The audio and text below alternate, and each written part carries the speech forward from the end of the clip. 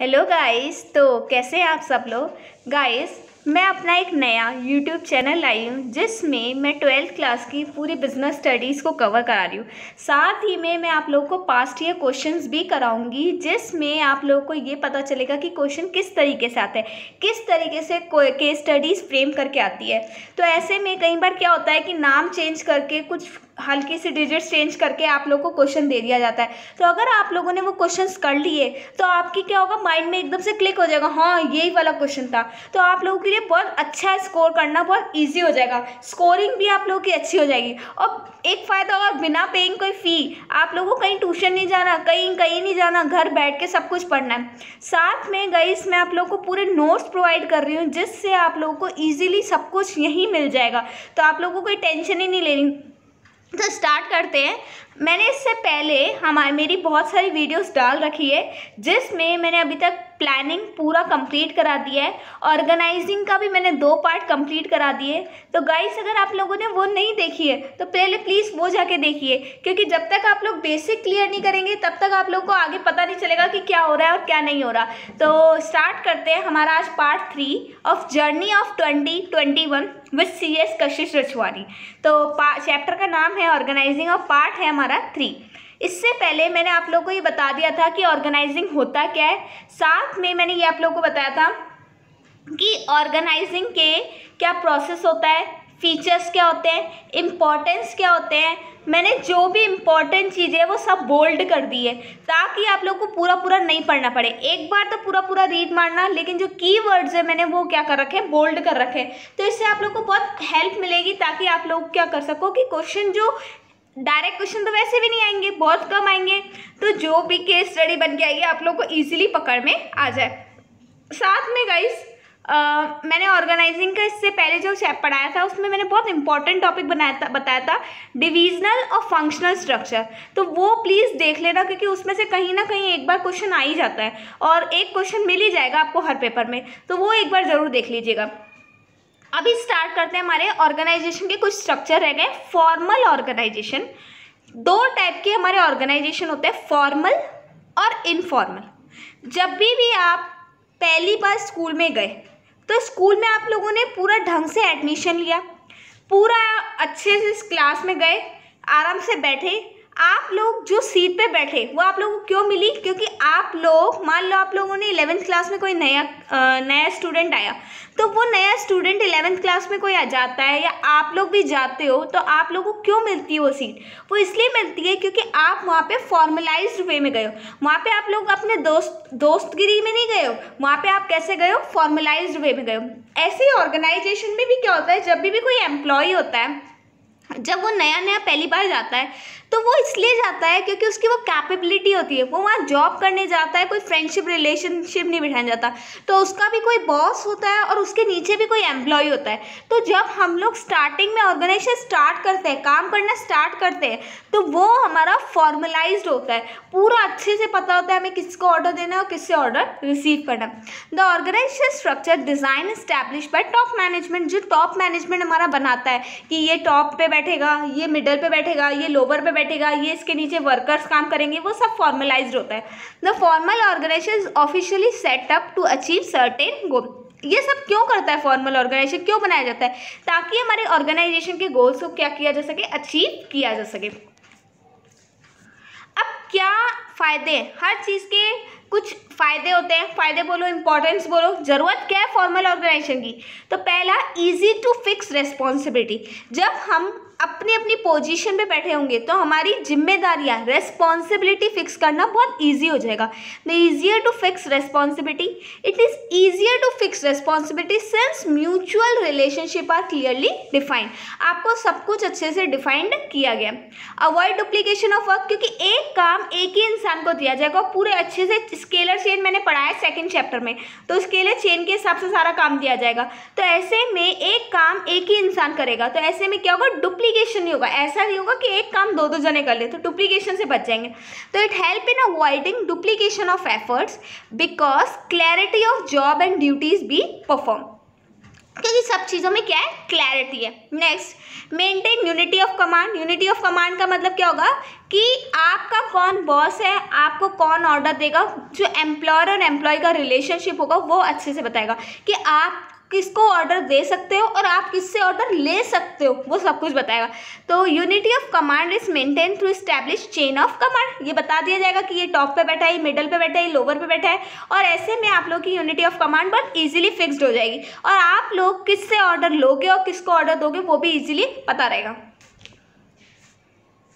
Help to achieve गोल, क्योंकि हम ये सारा काम कर ही क्यों रहे हैं, हम फालतू थोड़ी है कि इतना सारा स्ट्रक्चर बनाएंगे, इतने सारे लोगों को बिठाएंगे, अलग अलग रिस्पॉन्सिबिलिटी फिक्स करेंगे। मेन एम है हमारा गोल अचीव करना, जो हमें करना है। तो इट लीड्स टू इफेक्टिव, और गोल अचीव इसलिए हो जाएगा क्योंकि हम लोग क्या करेंगे, सब एक तरीके से काम करेंगे, पूरा काम अच्छे से होगा, डुप्लीकेशन नहीं होगी, तो क्या होगा, गोल इजीली अचीव हो जाएगा। It lead to effective accomplishment of goal by providing a framework to be for the operation to be perform. मतलब पूरा एक फ्रेमवर्क होगा। आपने फोटो फ्रेम भी देखी है, वो फोटो फ्रेम क्या होती है, जो बाहर से होता है उसका ढांचा ही तो होता है, तो ये स्ट्रक्चर भी क्या है, ढांचा ही है। और मैंने कल भी क्लास में ही बताया था कि जो स्ट्रक्चर होता है वो ढांचा ही होता है, उसके अंदर अंदर अपन को काम करना होता है, उसके हिसाब से अपन को काम करना पड़ता है। स्टेबल रहता है, इससे क्या होगा, लड़ाई झगड़े नहीं होंगे, आपको पता है आपको किसको ऑर्डर देना है और किससे ऑर्डर लेना है, तो आप लोग लड़ोगे नहीं। तो स्टेबिलिटी रहेगी, provide stability of the organisation. This is because behaviour of employ can be fairly predicted since there is specific rules to guide them, और ये कुछ रूल्स रेगुलेशंस के हिसाब से ही चलता है। तो क्या इंपॉर्टेंस है इसके, सबसे पहला रिस्पॉन्सिबिलिटी फिक्स करना इजी हो जाएगा। काम एक ही इंसान एक ही बार करेगा तो डुप्लीकेशन नहीं होगा। आप कहाँ हो, आपको किसको ऑर्डर देना है, किसको उससे रिसीव करना है, तो यूनिटी ऑफ कमांड रहेगी। नेक्स्ट, अचीव गोल, इजीली गोल अचीव हो जाएंगे, स्टेबल रहेगा। डिसएडवांटेजेस क्या है, अब डिसएडवांटेजेस में कहीं भी मैं बोलूँ कि कहीं फ़ायदे होते हैं तो कहीं नुकसान होते हैं। मैंने बोला ही था पहले कि कहीं फ़ायदे होते हैं तो कहीं नुकसान भी होते हैं। तो पहला, डिले इन डिसीजन मेकिंग। जब आप लोग पूरा फॉर्मल तरीके से काम करोगे, lower level top level middle को बताएगा, मिडल लेवल टॉप लेवल को बताएगा, फिर टॉप लेवल आपस में डिस्कस करेगा, फिर काम स्टार्ट होगा, तो ये जो होगा ना उसमें कहीं ना कहीं डिले हो जाएगा, टाइम भी बहुत ज़्यादा लगेगा, कॉस्ट भी ज़्यादा लगेगी। तो it lead to procedural delay. Procedural delay मतलब जो स्टेप बाय स्टेप हमें काम करना है। As the chain of command has to be follow which increase time taken for decision making, तो डिसीजन लेने में टाइम लग जाता है।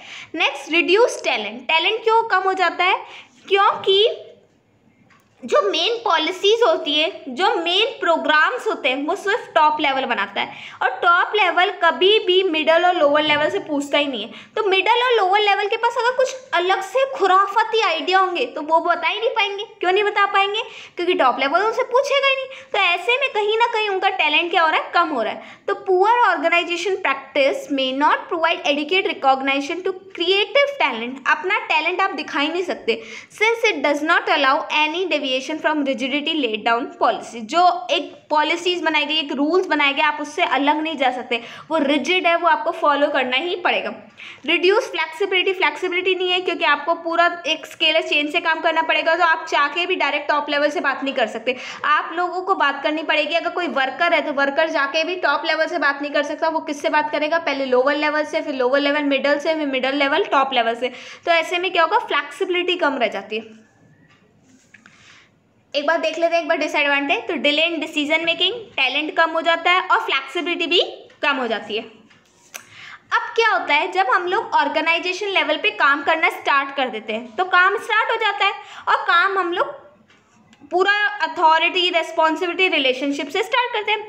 फिर क्या होता है, धीरे धीरे धीरे हमारे उसी ऑर्गेनाइजेशन में कौन बनते हैं, फ्रेंड्स बनते हैं। अब वो फ्रेंड्स क्या करते हैं, साथ में लंच टाइम पे बात कर गए। मान लो 2 एम्प्लॉई है, एक सेल्स डिपार्टमेंट का है और एक मार्केटिंग डिपार्टमेंट का है, या एक सेल्स डिपार्टमेंट का, एक एचआर डिपार्टमेंट का है। दोनों अलग अलग डिपार्टमेंट में काम करते हैं, लेकिन दोनों कहाँ गए, कैफेटेरिया में गए लंच करने। अब लंच करने गए, दोनों ने बात करी तो दोनों ने क्या हुआ, एक दूसरे के बॉस की बुराई कर ली, या एक दूसरे के डिपार्टमेंट की बात निकल गई। तो ऐसे में वो जो बात हुई वो फॉर्मल नहीं थी, वो इनफॉर्मल थी। तो जहाँ पे फॉर्मल आता है, पहले फॉर्मल ही आता है, क्योंकि आप जब एंट्री करते हो ऑर्गेनाइजेशन लेवल पे तो आप फॉर्मल तरीके से ही जाते हो, लेकिन बाद में आप अपनी फ्रेंडशिप बना देते हो, अपने नेचर के हिसाब से आप अपने ग्रुप बना लेते हो, तो इसको क्या बोलेंगे, इनफॉर्मल ऑर्गेनाइजेशन। तो इनफॉर्मल ऑर्गेनाइजेशन कहाँ से बनता है, फॉर्मल से बनता है, क्योंकि मैंने बोला ही था पहले एंट्री किसकी होती है, फॉर्मल की होती है। इनफॉर्मल बनेगा किससे, फॉर्मल से ही बनेगा।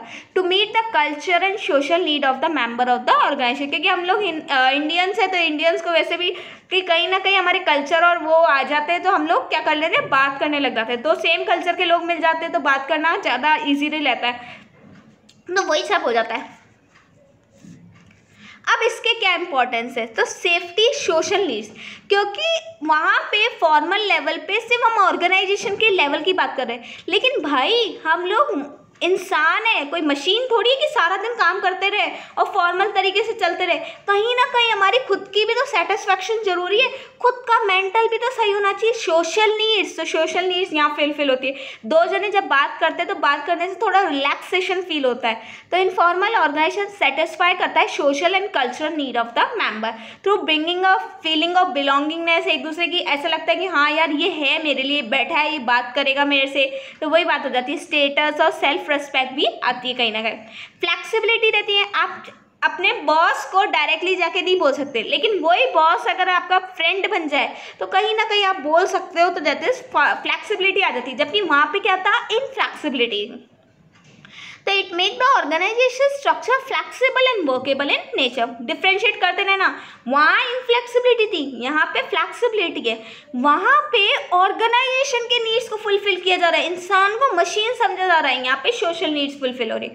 मोर लाइन ऑफ कम्युनिकेशन, आप बात अच्छे से कर सकते हो। वहाँ पे स्केलर चेंज चल रहा था, फिक्स कम्युनिकेशन था पूरा, मतलब आपको यूनिटी ऑफ कमांड की तरह ही जाना था। लेकिन यहाँ पे क्या है, फिक्स लाइन ऑफ कम्युनिकेशन नहीं होता, आपको जिससे मन करे, जहाँ मन करे आप बात कर सकते हो।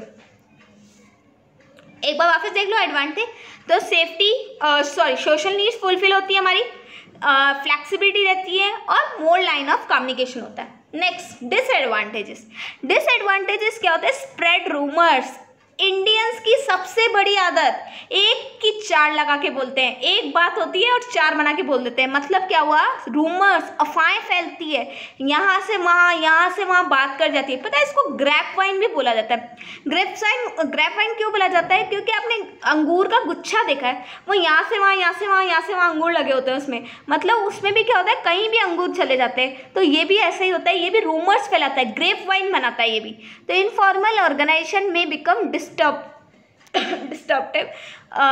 Force when it spread rumours. तो ये क्या करता है, बहुत ज़्यादा डिस्टर्ब कर देता है काम को, है ना। तो क्योंकि ये क्या करता है, अफवाहें फैलाता है। They may work against the interest of formal organization. और कहीं ना कहीं हम लोग क्या करते हैं, अपनी सोशल नीड्स ही फुलफिल करने लग जाते हैं, तो ऑर्गेनाइजेशन की नीड्स कौन फुलफिल करेगा।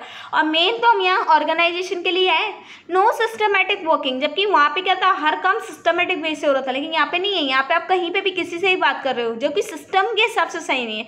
तो does not form a structure, एक स्ट्रक्चर नहीं है कि हम स्मूथली काम कर सके, ये वो स्ट्रक्चर ही नहीं है यहाँ पे। मे ब्रिंग नेगेटिव रिजल्ट, कई बार लड़ाइयाँ हो जाती है, कई बार ज़्यादा दोस्ती भी बेकार है, क्योंकि आप जिससे ज़्यादा दोस्ती करोगे ना कहीं लड़ाई हो ही जाएगी। तो इसका मतलब क्या हुआ, नेगेटिव रिजल्ट आ जाता है। और एक बार लड़ाई हो गई तो इसका मतलब क्या हो जाता है कि कहीं ना कहीं चिड़चिड़ापन आ जाता है, फिर काम करने में मज़ा भी नहीं आता।